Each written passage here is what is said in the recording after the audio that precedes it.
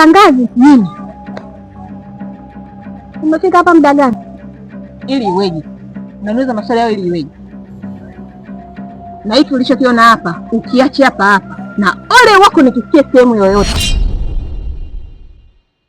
Assalamu alaikum warahmatullahi wabarakatuh. Tumsifu Yesu Kristo. Bwana Yesu asifiwe.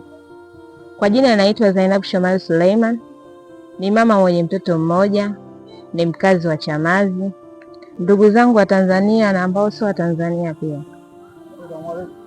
nilikuwa naomba sapoti yenu, tumsapoti director wetu Ali Chumo ili aweze kufika mbali.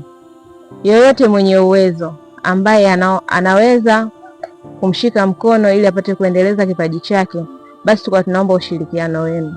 Nilikuwa naomba mguswe kama mimi jinsi nilivyoguswa. Director wetu Ali Chumo, kulingana na mazingira yake, hakujali jinsi yalivyo wala hakuwaza vile alivyo. Aliamua kupambana ili mradi apate kutimiza ndoto zake. Si mpaka wetu uwe na nini uwezo huu mkubwa, hapana.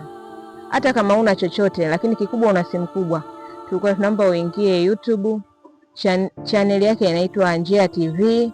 Ukimsubscribe tu kwa wingi, basi hapo utakuwa umemsupport pakubwa sana pia. Kwa sababu mimi niliguswa baada ya kumuona mazingira yake. Niliumia kusema kweli, kwa sababu na mimi ni binadamu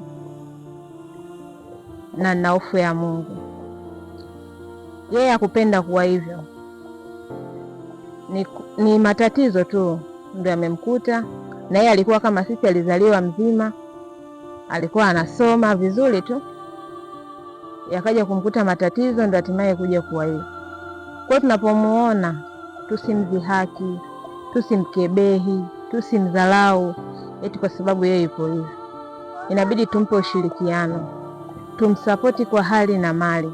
Kama kuna sponsor yote anaweza kumsapoti, kumshika mkono ili aweze kufika mbali, tulikuwa tunaomba ajitokeze na amshike mkono pia afike mbali, apate kutimiza ndoto zake, kwa sababu ana kitu.